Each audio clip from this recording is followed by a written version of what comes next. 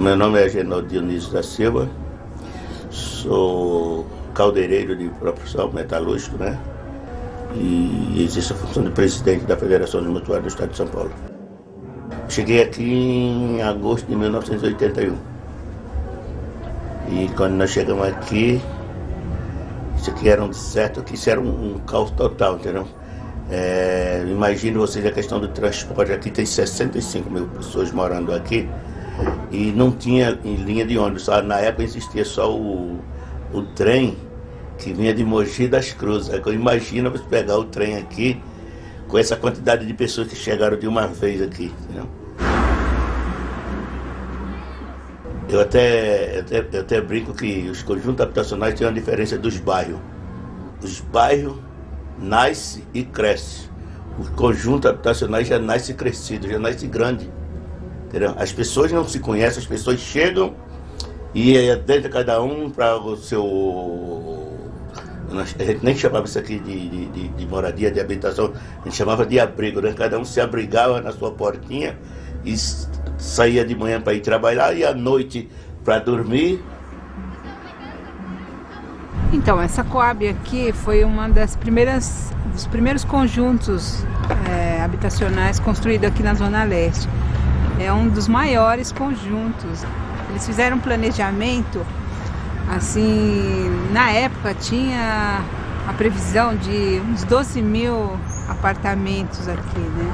O conjunto habitacional é uma tipologia moderna, da arquitetura moderna por excelência, que se inaugura nas primeiras décadas do século XX, depois da Primeira Guerra, pressionado por uma necessidade de reconstrução das cidades bombardeadas e cidades que cresciam muito rápido com a migração.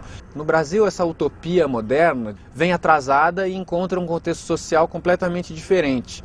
Ela é, na verdade, a resposta a uma demanda muito urgente de crescimento, de explosão urbana muito forte em São Paulo, nos anos 70 principalmente, e coincide com o contexto histórico em que o governo é militar, sem tanto enfoque naquela utopia coletiva que estava na origem do projeto moderno.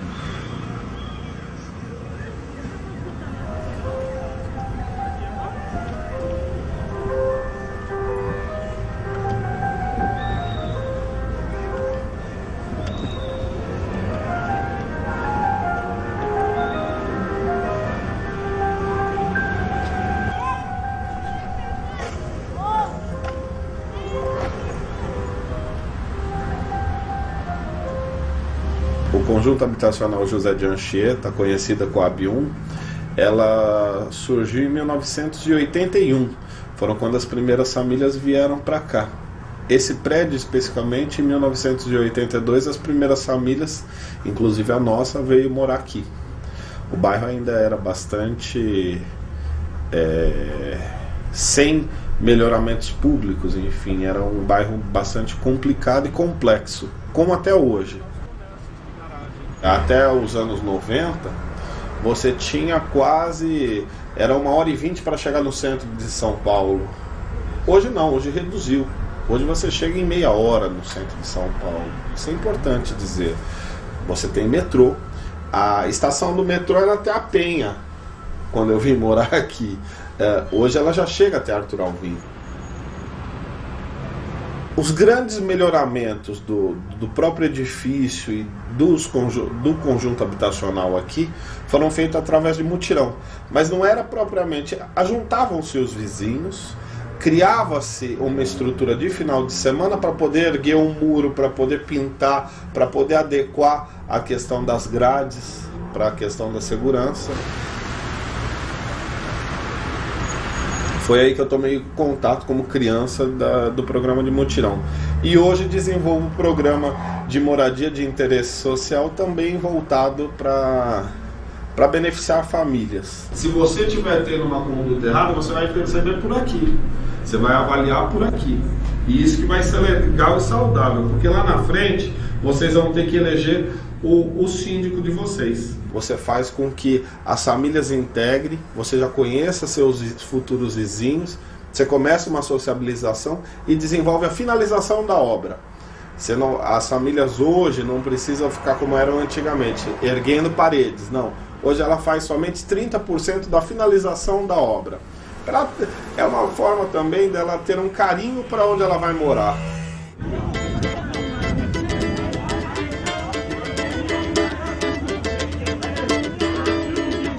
Quando eu mudei para cá, não havia a separação entre os prédios, né? E até se pensavam em juntar 5 prédios e fazer tipo um condomínio fechado ali. Mas aí a ideia, a individualidade do povo às vezes fala mais alto, né? Então, aos poucos foram criando as separações, os muros entre os prédios. E ao criarem os muros, vem a questão de espaço para garagem também, né? Cada um, o que tinha condição de levantar uma garagem, erguiam a sua garagem para pôr o seu carro com mais conforto. Essas garagens, muitas vezes, passavam pouco tempo como garagem, mas por terem saída para a avenida, muitas dessas garagens se transformaram nos comércios alternativos, né? Que hoje são fundamentais para o próprio funcionamento do bairro.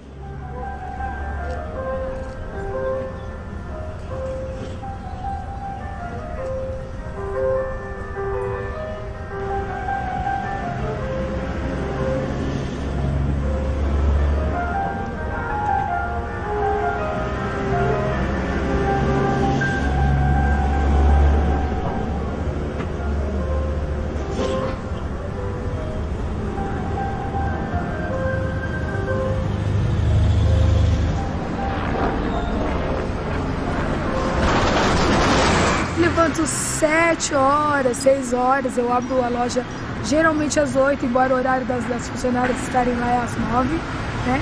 E já vou atendendo. Geralmente eu chego, faço minha oração de manhã, limpo a loja toda, ouço um pouco de louvor e daí por diante vou aguardando o cliente, atendendo o telefone. Então é um dia bastante corrido. Cabeleireiro não é só confidente não, ele é psicólogo, ele de vez em quando tem que ser adivinho e muitas outras coisas mais, né? Tem vezes que você não quer dar uma opinião, mas a pessoa conta a vida dela inteira. Imagina que está 12 horas sentado na cadeira, pode estar indo a primeira vez, ela conta a vida inteira dela ali. E ela fala da sogra, ela fala do marido, ela fala do problema com o filho. E tem aquelas que querem mostrar que não tem problema nenhum, que é tudo maravilhoso, e ficam mudas o tempo inteiro, né? E tem aquelas senhorinhas que nem é sua cliente, mas ela chega no seu salão para falar do bairro inteiro, né? Ai, você sabe o que aconteceu no comércio de fulano? Ai, você sabe o que aconteceu na casa de ciclano?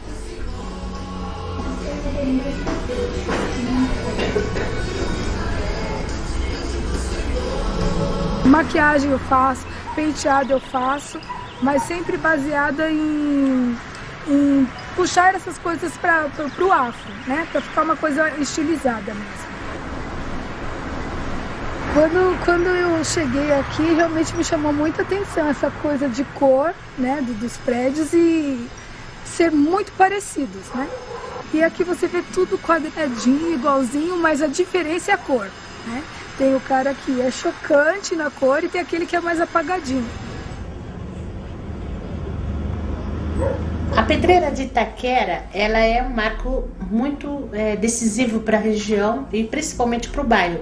Primeiro porque o próprio nome está vinculado a ela, Itaquera, Pedra Adormecida. E aqui tinha um núcleo afrodescendente muito forte, o pessoal de Santa Cecília, da região central, praticamente que foram os primeiros compradores desse loteamento.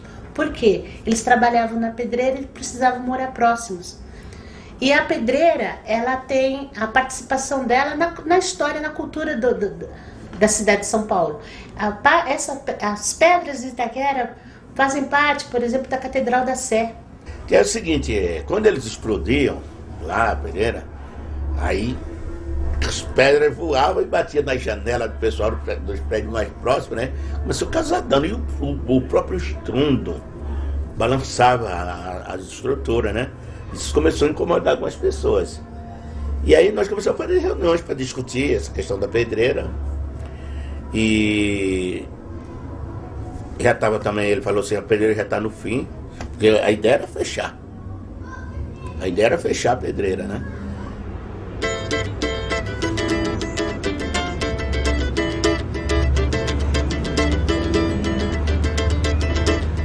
A chegada do trem ela ocorreu em 1875, a inauguração da estação Itaquera. Na época, já havia necessidade, ela já tinha uma produção agrícola, era já um cinturão verde, já fazia parte do cinturão verde do município, e havia necessidade de escoar a mercadoria. E como ela estava muito distante do centro do mercado, a estação foi a aproximação maior. Então, era logo pela madrugada, as pessoas aguardavam o trem para escoar toda a mercadoria para o mercado municipal central. E ela tinha uma importância no cenário nacional muito grande, porque daí ia para Santos e, enfim, toda a produção do bairro se estendia para o Brasil. O primeiro encanamento feito em Itaquera foi Vila Caramuzina. Isso em 1919, quando, como eu disse, o coronel Bento Pires de Campos comprou dos Carmelitas a Fazenda do Carmo, esse trecho maior. E ele tinha como ideia não só esse loteamento urbano, como também um loteamento agrícola, que é a antiga ou atual colônia, hoje chama-se colônia japonesa. Mas com a ocupação da região urbana em volta da estação, foram sendo criados outros loteamentos. A partir de 1900, a Itaquera já entrou numa segunda fase, onde as famílias mais abastadas do município de São Paulo tinham aqui o seu espaço para o veraneio, para o fim de semana, e aqui, pela condição climática, Itaquera era uma referência muito grande. E aí se criou uma comunidade à parte, onde surgiram as igrejas, a primeira inauguração da igreja, onde começou os castelinhos chamados daqui da região, e a terceira fase que foi decidida a partir de 80, quando foram inaugurados Coabs.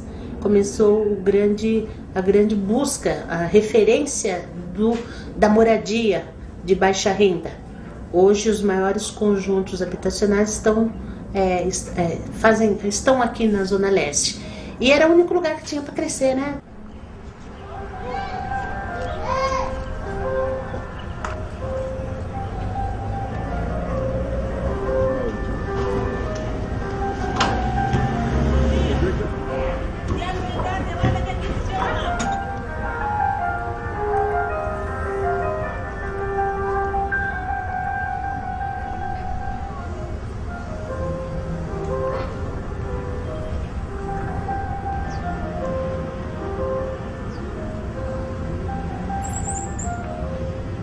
Acordo às 5h30, tomo banho, faço café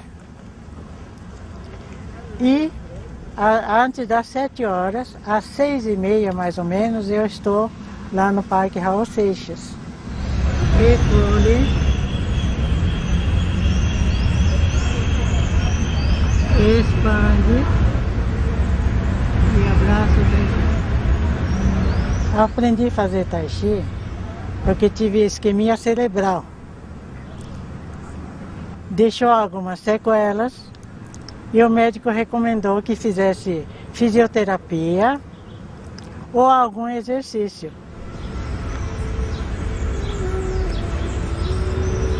Por esse motivo, eu achei que todo mundo que mora na Coab 2 também poderia ter algum problema dessa natureza e comecei a ensinar Tai Chi Pai Lin, que como fez tanto bem para mim, poderia fazer para todos. Os alunos vão melhorando, tendinite, enxaqueca, insônia, tudo isso vai sumindo. Sumindo porque todo mundo fica alegre e ficam felizes. Que também faço prática de risoterapia. Vou começar. Vamos rir.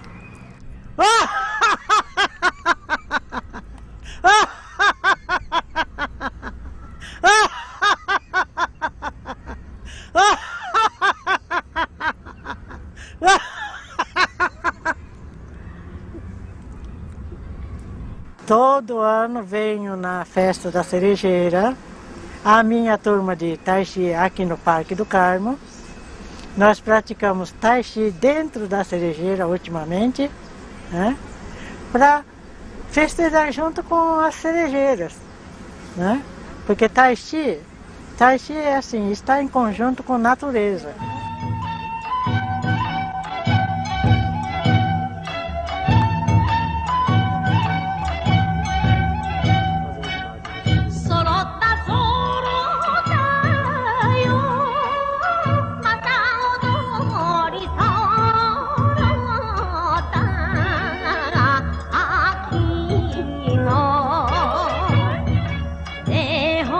A alimentação japonesa é fortemente ligada a coisas extraídas da terra, né? Plantas, né? Mais do que animais. Quem fez o loteamento em Itaquera já imaginou que os japoneses poderiam ser úteis trabalhando na terra, uma coisa assim, né? Não em café, né? Em cana-de-açúcar, essas coisas, mas em coisas mais miúdas, como verduras, hortaliças, coisa que não fazia parte da alimentação do paulista, né, do brasileiro, não porque eles não gostassem, mas porque não havia quem produzisse. Então aqui houve experiência com tomate, morango, né, até que Itaquera se firmou como produtora de pêssego, né? Daí o nome da estrada do pêssego, né? Avenida Jacu Pêssego hoje.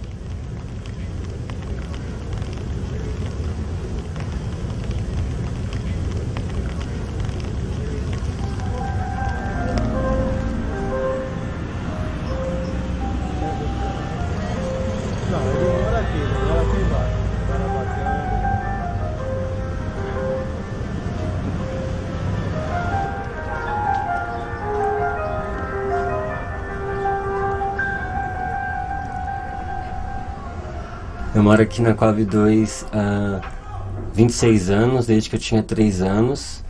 No ano passado eu trabalhava no telemarketing, né, e saí para poder viajar com a banda. Então, a partir disso eu voltei pensando em comprar uma Kombi para a gente fazer o transporte da banda e as viagens também da banda, que são bem interessantes. Nós fazemos o reggae voltado na vivência Rastafari. Rastafari é a pessoa que está tentando caminhar na terra, sobreviver sobre todas as tentações, né, que o mundo babilônico, que é o sistema todo, que nos faz consumir cada vez mais, nos faz desejar cada vez mais as coisas. E aí, Rasta? Tá indo onde? Tô indo ali entregar os sonhos da minha mãe. E aí, beleza? Tudo bom? Beleza? E agora eu tô trabalhando na campanha política. Eu faço campanha para uma candidata, né? Tá adesivada a Kombi, e eu levo as pessoas da campanha para fazer pesquisas de porta em porta, entregar os folhetos, essas coisas. Então, participo das carreatas.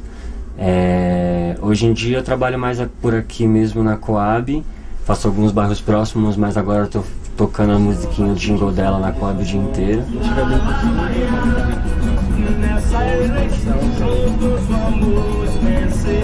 A banda chama-se Ganjajá.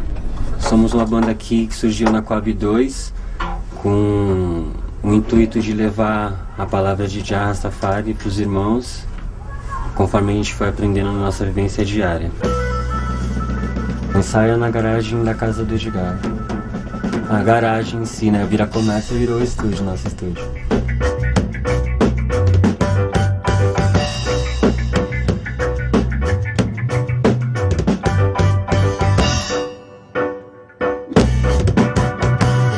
Antigamente todo mundo ia pro centro procurar cultura e tal, e hoje em dia existem mais pessoas na periferia, né? Então a cultura da periferia de repente é mais interessante para a periferia, né?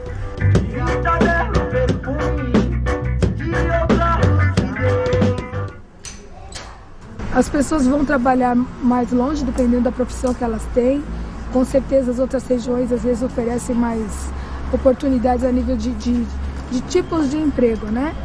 Agora, do restante você tem tudo para ficar dentro do bairro, trabalhar no bairro e desenvolver um bom trabalho aqui. Mudou bastante. Mudou bastante, porque no conjunto José Bonifácio, quando eu cheguei, os prédios eram mais ou menos feios. Agora, parece que todo mundo resolveu pintar os prédios. Os prédios ficaram bonitos, os moradores também, parece que mudou a cabeça. Já não sente aquela coisa de estar morando, como diz, coado. Eu espero que num futuro bem próximo as pessoas possam morar e realmente trabalhar e ter a sua vida dedicada mais à questão regional. Isso não existe.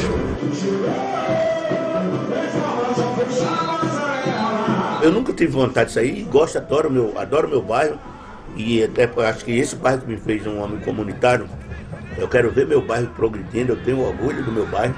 E aí eu seria me considerar um cara burro de estar lutando a minha vida inteira para melhorar a qualidade de vida. Quando eu estou lutando para melhorar a qualidade de vida do bairro, eu estou lutando para melhorar a minha também. E por que é que eu vou sair daqui para ir para outro lugar, começar tudo de novo? Eu vou usufruir dessa luta que a gente conquistou com esses 20, 30 anos de luta.